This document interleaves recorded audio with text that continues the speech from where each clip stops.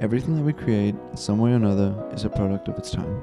Whether it's thanks to technological advancements and limitations, or cultural shifts of the moment, almost any and all media will be subject to the passage of time. That being said, video games probably experience it the worst. It's The Legend of Zelda, and it's really rad. Those creatures from Ganon are pretty bad. Whoa, nice graphics! Since the release of Pong in 1972, video games have been a way to benchmark and push the processing power of commercially available hardware at the time. What was once a technical marvel becomes dated and easily replicated within years, if not months. Super Mario 64 was incredibly impressive for a home console game in 1996, and less than a decade later, it was re-released in full on the Nintendo DS, which could fit in the palm of your hand. I don't have a DS in the studio right now, but I've got a PSP. You could probably run Mario 64 on a PSP. One of the earliest games I can remember playing is Super Tux Kart on the family computer. This game is very clearly an open source Mario Kart ripoff. This game features all your favorite iconic characters such as the Gimp, dog, mascot, and the Linux Penguin, featured in other games such as Super Tux and Tux Racer, not to be confused with Super Tux Kart. And the game obviously looks like shit, but as a child, it just flies right by you. Obviously this is an extra level of doo-doo, but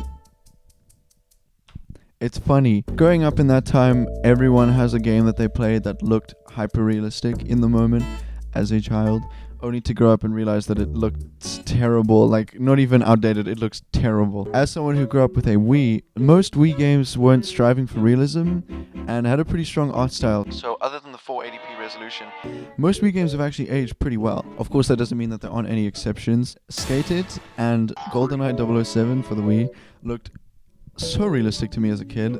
That was as good as graphics we're ever gonna get. That was like looking into a mirror. That was as clear as it was. But see, now that it's 2023 and I'm no longer a stupid child, I can recognize that these games look pretty terrible by any standard, and that motion controls are pretty mank. I'm gonna be completely honest with you, GoldenEye looks like pretty good, all things considered. Like, it is a Wii game. A Wii game. Like, Daniel Craig looks like he's made of clay. But this is on the fucking Wii, which is using technology from like 2001. Now, with our example of Skate It and GoldenEye 007 on the Wii, it's a pretty open shut case that these games have aged pretty poorly, graphically at least. They try their best to look realistic, falling short thanks to the hardware that they're running on, and look kind of okay at best. Especially for the time. The Wii was underpowered for the time, but that's not the point. The Nintendo 64 and the PlayStation 1 are home to the earliest true 3D games that you can get on a home console, and as you might expect, they haven't aged that great. Or have they?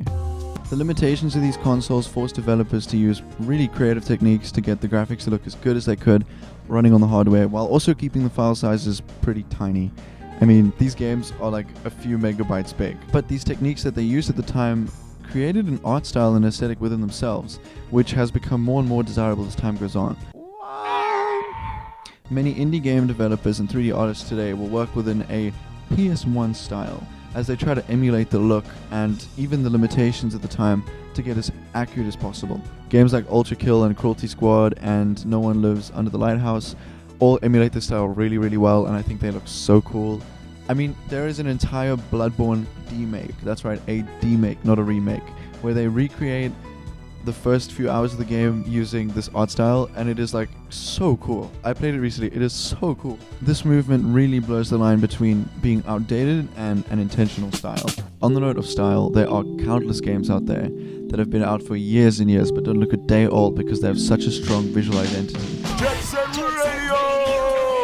Around the time of the reveal of the GameCube in 2000, Nintendo released a trailer featuring bite-sized teasers for games to come to the system. The most infamous of the bunch was their hints at what the next 3D Zelda game might be, featuring Link and Ganondorf dueling in their most realistic, gritty style yet. But 2 years after that, The Legend of Zelda Wind Waker came out, featuring a very cartoony, cel-shaded art style and a fairly lighthearted adventure on the surface. 20-something years later, and it takes less than a glance to tell which one of these has aged better, The Wind Waker received a remaster in 2013 for the Wii U, where the only major visual differences are the upscale textures and the jump to HD, which really just goes to show how important a really strong visual style is. Today, aside from Nintendo, AAA game developers would much rather be concerned with having realistic paw and ball hair physics than having a unique art style that'll stand apart from the contemporaries and stand the test of time. I enjoy the odd Sony exclusive as much as the next guy, but there are only so many over-the-shoulder, third-person, 40-plus hours, open-world, the necessary crafting mechanic, hold forward while the characters walk and talk, automatic Game of the Year winning, 70GB porn pube graphics, uninvented gameplay, games that I can play until they all blend together. And while Microsoft either attempts to do the same or gives up entirely, that leaves indie developers to carry the weight of artistic visual direction. Goose Game, A Short Hike, Outer Wilds, Firewatch, Abzu, Shovel Knight. I mean, I mentioned these games in so many of my videos, but just these games will never look old. They will never look old. Red Dead Redemption 1, fucking incredible game. It looks so old.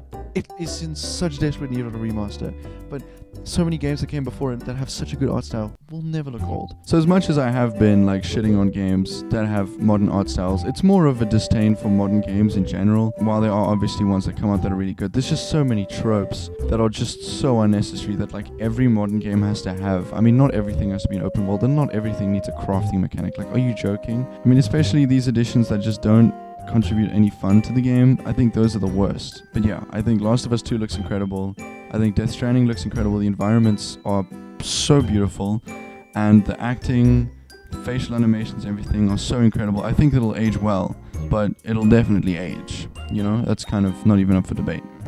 I mean, games now can look so realistic. It's kind of scary, right? And you think, how much closer can it get? And it seems, oh, well, there's no way it can get any closer than that. I don't know. That's what people were saying 10 years ago. So who knows? Maybe we'll be really surprised. Maybe I'll be making this video about PS5 games in 10 years. I don't know. Anyway, thank you so much for watching. Thank you for listening. Go play Katamari or something. Goodbye. You gamers ever gamed your game off so hard that you gamed all over the place? Oh Lord! That's disgusting, dog. That's fucking disgusting.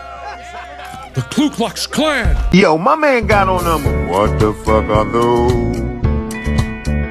He got Cadillacs on his toes. Oh Lord!